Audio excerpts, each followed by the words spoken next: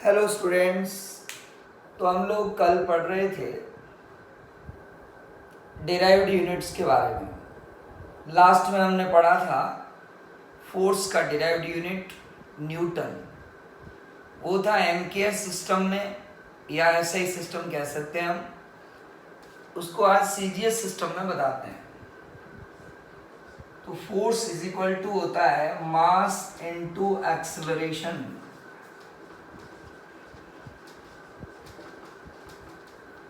मास को सीजीएस में लिखते हैं ग्राम।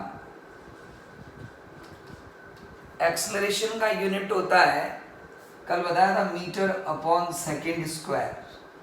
लेंथ अपॉन टाइम का स्क्वायर। तो लेंथ यहाँ आएगी सेंटीमीटर में और टाइम आएगा सेकेंड में। कल जो हमने पढ़ा था उसमें था kilogram metre upon second square. CGS में किलोग्राम की जगह ग्राम हो जाएगा, मीटर की जगह सेंटीमीटर और टाइम सेकेंड। इसको बोलते हैं डाइन। ये सीजीएस यूनिट है वर्क का। वो न्यूटन था और ये क्या है, डाइन। जब आगे हम और कन्वर्जन ऑफ यूनिट बताएंगे तब आपको आगे बताएंगे 1 न्यूटन इज इक्वल टू 10 की पावर 5 डाइन होता है। ठीक है, कन्वर्ट करके बताएंगे।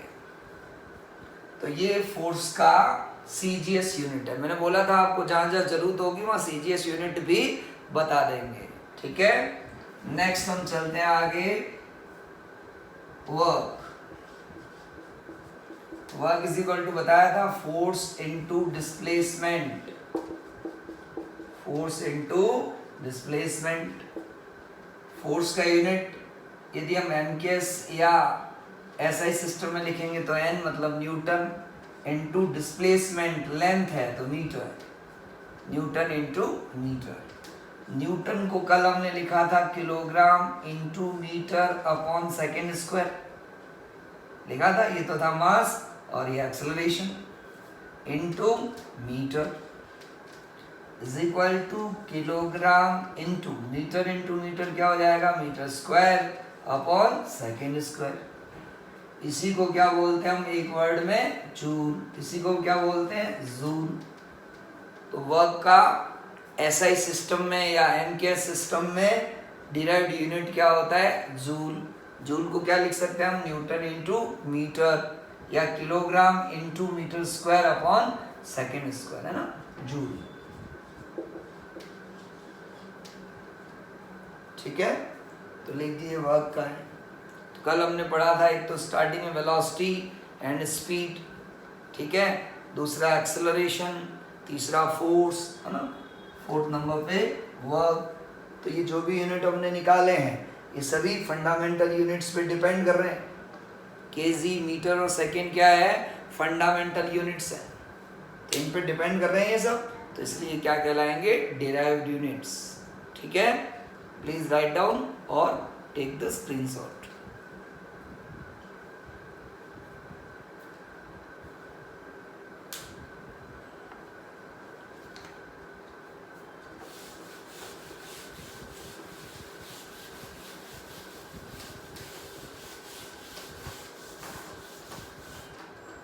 तो इस तरह से हम डिराइव्ड यूनिट्स निकाल सकते हैं। ठीक है, अब हम आते हैं डायमेंशंस पे।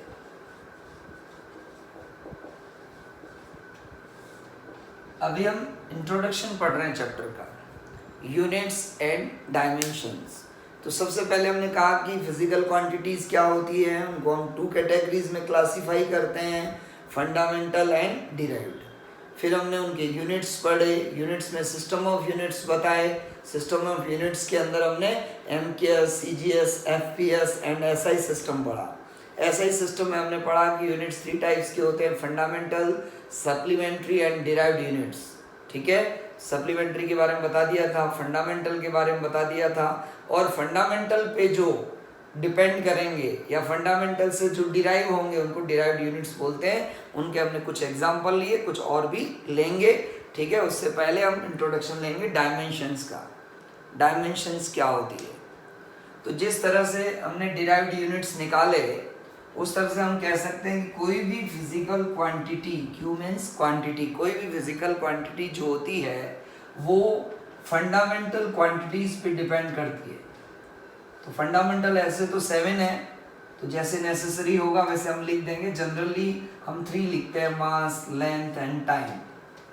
फिर आगे जो करंट पे डिपेंड करेगा उसमें करंट भी आ जाएगा, मतलब एम्पियर, जहाँ टेम्परेचर होगा वहाँ केल्विन, ऐसा भी लिखेंगे। तो अभी तो मैं यही बता रहा हूँ कि कोई भी फिजिकल क्वांटिटी है वो फंडामेंटल फिजिकल क्वांटिटीज पे डिपेंड करेगी। तो जनरली हम जैसे अभी तक हमने जो पढ़ा है फोर्स, वर्क, तो उसमें सब किस पे डिपेंड कर रही है, मास, लेंथ और टाइम। कैपिटल एम का मतलब है मास, एल का मतलब लेंथ, टी का मतलब टाइम। तो कोई भी फिजिकल क्वांटिटी जो है फंडामेंटल क्वांटिटीज पे डिपेंड करती है, और किस तरह से डिपेंड करती है उसको डिनोट करने के लिए हम इसके ऊपर पावर लगाते हैं, A B C. In A B C को बोलते हैं डायमेंशंस। क्या बोलते हैं? A B and C are called dimensions. तो कोई भी फिजिकल क्वांटिटी फंडामेंटल क्वांटिटीज की फॉर्म में लिखने के लिए उस पर जो पावर्स लगाई जाती है उस पावर्स को क्या बोलते हैं? डायमेंशंस। तो ये डायमेंशंस है। अब एग्जांपल लेते हैं, देखिएगा। जैसे अभी हमने फोर्स का यूनिट लिखा था, क्या लिखा था? KG into metre upon second square, या gram into centimetre upon second square. अब अलग अलग सिस्टम के अंदर यूनिट्स तो अलग अलग होते हैं, जैसे मास का किलोग्राम या ग्राम है, लेंथ का मीटर है, सेंटीमीटर है। लेकिन जो डायमेंशनल फॉर्मूला हम फोर्स का जो निकालेंगे, या क्यू की जगह मैं लिख रहा हूँ एफ, ठीक है, इक्वल टू, मतलब इसका जो फॉर्मूला बनेगा इज इक्वल टू केजी हो चाहे ग्राम हो, मास है तो उसकी जगह हम लिखेंगे कैपिटल एम, पावर कुछ भी नहीं है तो 1, मीटर हो चाहे सेंटीमीटर हो, लेंथ तो एल, कुछ भी पावर नहीं है 1, नीचे क्या सेकंड स्क्वायर, इसमें भी सेकंड स्क्वायर मतलब टाइम का स्क्वायर, तो टाइम का स्क्वायर। इसको ऊपर लिखेंगे m1 l1, t की पावर 2 है, ऊपर लिखेंगे तो क्या आएगा? t की पावर -2। तो डायमेंशंस क्या होती है? पावर्स होती है 1 1 -2। इसका मतलब हो गया कि फोर्स जो है मास पे भी डिपेंड करेगा, लेंथ पे भी डिपेंड करेगा और टाइम पे डिपेंड करेगा। और किस तरह से करेगा? उसकी पावर 1 1 और -2। अब डायमेंशनल फॉर्मूला जो है वो यूनिट्स पे डिपेंड नहीं करता, मतलब सिस्टम पे डिपेंड नहीं करता। जैसे चाहे वो एमकेएस सिस्टम हो, चाहे एसआई सिस्टम हो, चाहे एफपीएस हो, कोई सा भी सिस्टम हो, डायमेंशनल फॉर्मूला सेम रहेगा, m1 l1 t-2। ये डायमेंशनल फॉर्मूला कहलाता है फोर्स का। जनरली इसको ब्रैकेट में इस तरह से डिनोट करते हैं, m1 l1 t-2। m मतलब मास, l मतलब length, t means time. Power 1 1 -2 are called dimensions. ठीक है, तो ये होता है डायमेंशंस का। कोई भी physical quantity can be written in form of fundamental quantities. तो फंडामेंटल क्वांटिटीज की फॉर्म में उसको लिख सकते हैं, उसके लिए जो पावर्स लगाते हैं उन पावर्स को क्या बोलते हैं? डायमेंशंस। और ये जो कहलाता है इसको बोलते हैं डायमेंशनल फॉर्मूला, इसको बोलते हैं डायमेंशनल फॉर्मूला। ये डायमेंशनल फॉर्मूला कहलाता है m1 l1 t-2। तो इसका यूज क्या है? देखो, इससे हम यूनिट्स निकाल सकते हैं, इससे और भी कई चीजें हम बताएंगे, है ना। इसके यूज है, इसकी एप्लीकेशंस हैं। तो सबसे पहले तो हम पढ़ेंगे कि सब फिजिकल जो क्वांटिटीज है जो जनरली फिजिक्स में यूज आती है उन सब के यूनिट्स पढ़ेंगे हम, उन सब के डायमेंशनल फॉर्मूले पढ़ेंगे, फिर हम उनकी एप्लीकेशन पढ़ेंगे। ठीक है, तो प्लीज राइट डाउन इट।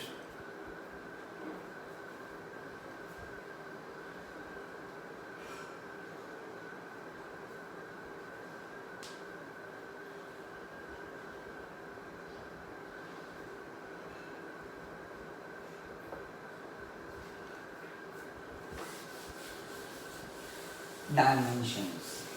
तो इस तरह से हम डायमेंशनल फॉर्मूला निकाल सकते हैं किसी का। ठीक है, एक और एग्जांपल ले लेते हैं, जैसे वर्क का क्या था unit, KG into metre square upon second square, इसको हम जूल बोल रहे थे, या gram into centimetre square upon second square, CGS में लिख सकते। इसको बोलते हैं अर्ग, अभी बता देते हैं ना क्या बोलते हैं, अर्ग। ये जूल है, ये अर्ग है।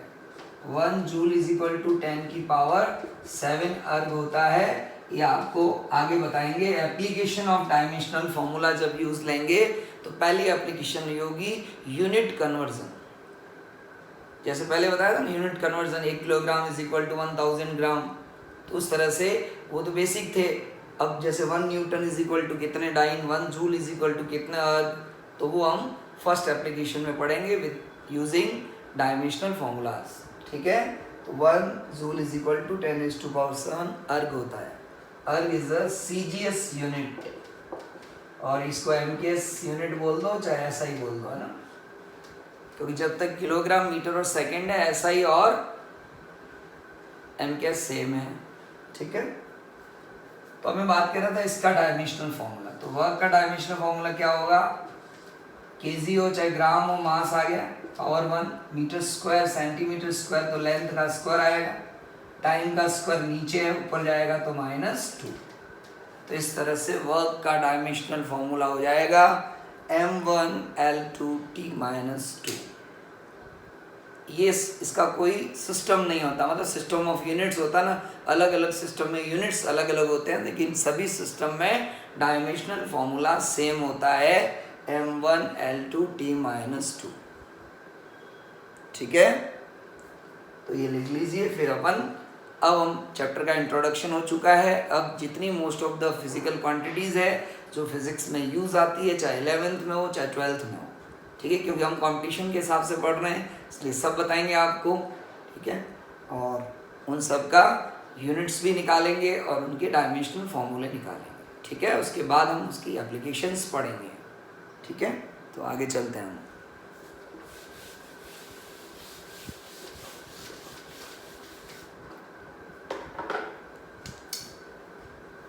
तो अब हम आ जाते हैं स्टार्टिंग से। तो सबसे पहली फिजिकल क्वांटिटी जैसे हमने ली थी, वेलोसिटी हो चाहे स्पीड हो, इनका यूनिट होता है मीटर अपॉन सेकेंड। मैंने बताया था कि जनरली हम एमकेएस सिस्टम ही लेते हैं। अब इसके अंदर केजी नहीं है, मतलब मास नहीं है, तो m की पावर 0 हो जाएगा। मीटर है तो लेंथ L1, सेकंड है तो T1, लेकिन नीचे है ऊपर जाएगा तो -1, m0 L1 T-1। m0 नहीं लिखे तो भी चलेगा, इसको हम ऐसे भी लिख सकते हैं L1 T-1। किसी भी क्वांटिटी की पावर 0 का मतलब 1 होता है, तो उसको नहीं भी लिखें, मतलब इस कहने का मतलब इसमें मास नहीं है, it does not depend on मास। उसके बाद सेकंड था एक्सेलरेशन। एक्सेलरेशन का यूनिट था मीटर अपॉन सेकेंड स्क्वायर। तो इसमें मास नहीं है तो m नहीं लिखे हम, मीटर का मतलब लेंथ हो गया, सेकेंड स्क्वायर तो t का स्क्वायर हो जाएगा, ऊपर जाएगा तो t की पावर -2, L1 T-2। फिर हमने पढ़ा फोर्स का। फोर्स का फॉर्मूला होता है m इंटू ए, ऐसे लिख देते हैं। m का मतलब मास, a का मतलब एक्सेलरेशन। कहाँ से आया ये तो हम जब आपकी फिजिक्स पढ़ेंगे तो उसमें सब चीज़ें वापस आएगी।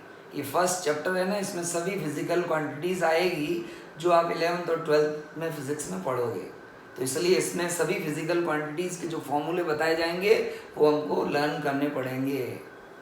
मास इंटू एक्सेलरेशन, ठीक है, यूनिट बताइए KG into metre upon second square. ठीक है, इसको क्या बोलते हैं, न्यूटन, बताए ना, या gram into centimetre upon second square, इसको क्या बोलते हैं, डाइन।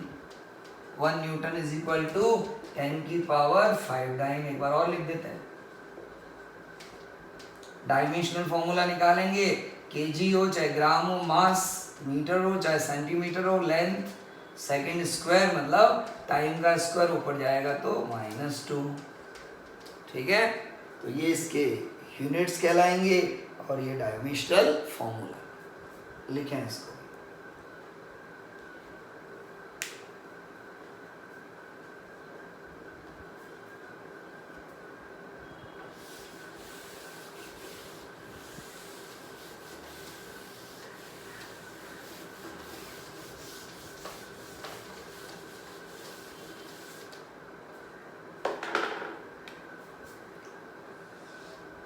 वर्क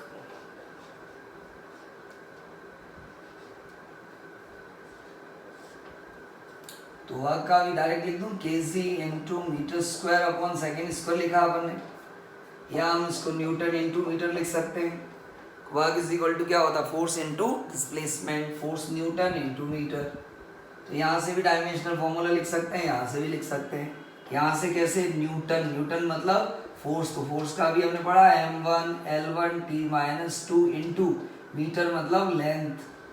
तो सॉल्व करेंगे तो क्या आएगा, m1 बेस सेम हो तो पावर ऐड हो जाती है, तो L की पावर 2 T की पावर -2। चाहे यहाँ से निकालेंगे तो kg मतलब मास, m1 मीटर स्क्वायर मतलब L2, सेकेंड स्क्वायर मतलब T2, ऊपर जाएगा तो T-2। तो कहीं से भी निकालो डायमेंशनल फॉर्मूला सेम आएगा। ठीक है, इसका CGS यूनिट लिखवा दिया आपको, अर्ग 1 जूल इज इक्वल टू 10⁻⁷ अर्ग। ठीक है।